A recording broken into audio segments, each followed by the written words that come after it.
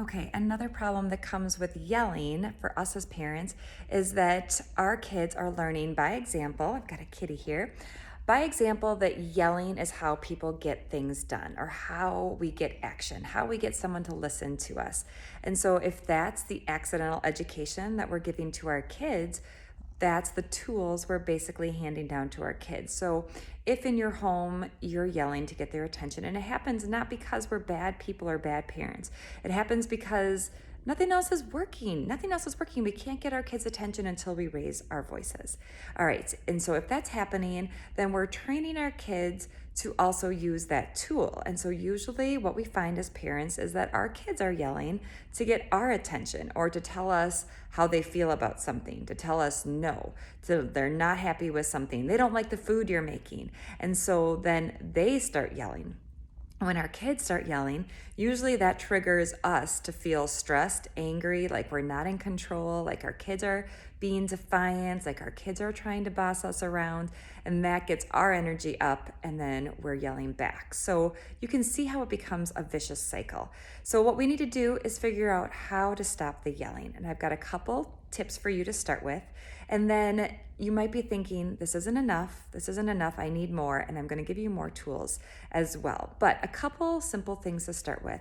When we're tempted to get our voice up there, going up and start yelling at our kids, let's try to do the opposite. And of course, doing the opposite feels counterintuitive, but we're going to bring our voice lower. Instead of yelling, we're going to bring our voice lower. That might mean we need to take a deep breath to calm ourselves down. Then we're going to check and see if we have our kids' attention. So depending on what your child's doing and how their brain works and their sensitivities to touch and stuff, maybe you're going to put a hand on their shoulder. Maybe you're going to get some gentle eye contact. I don't like to force eye contact with my kids, but I want to see if I have their attention. If they're in the middle of something and I have a moment to give them, I might say, "Hey, I need your attention in a second. Can you finish that next 30 seconds of what you're doing? Or can you finish that problem that you're on?" Well, that would be assuming they were doing homework, right? Finish that piece of it, and then I'd like to have your attention for a moment. Maybe we have that opportunity to give them that little extra moment. So we want to check for their attention. That might be a hand on their shoulder. It might be gentle eye contact. It might be sitting next to them. We're going to bring our voice down, right? And then if there's room to give them some autonomy or some choice in this, in like how they're going to do it, that makes a big difference in cooperation. So if what you want your child to do is put away their backpack and shoes that landed in the kitchen, we could insist that it happens right now, right now, right now.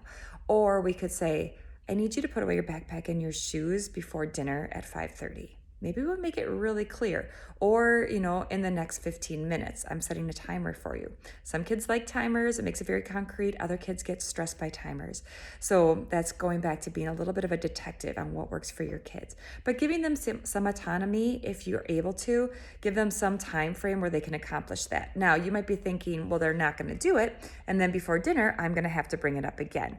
Yes, that might happen. I mean, it would be great if they do it before dinner. If they don't, and it's almost dinner time, maybe it's just a one-word reminder. Backpack, shoes. Just keeping your voice calm and gentle and just giving that one-word reminder. That's training our kids to listen to our voice when it's softer and gentler and to follow through. It may take some practice, but we're already training them. If we're yelling, we're training them to wait for the yell. So if it's frustrating to have to ask them again, take a deep breath and just think about the long picture, that we're training our kids to listen to calm voices and to take some responsibility. Using fewer words on that second request is making a difference because we're not using extra words in a louder voice. We're keeping it simpler. We're expecting action now with less help from us.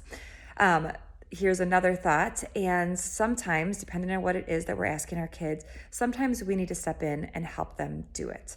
So that's not going to be maybe the backpack and the shoes, but maybe it's the room. Maybe it's cleaning the room and it's just a disaster.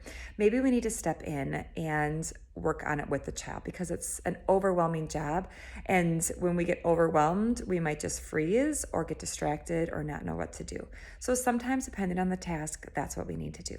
All right, so this is just a few resources. If you're thinking it's not going to work in my house, it's not enough, I hear you. It might be that there's every story is unique and your story is unique. So I would love to hear what your story is, what you're struggling with. Touch base with me. I'm going to put a link in the resources here, and there's lots more tools out there to help you. I would love to be a part of your journey. Let me know how I can help.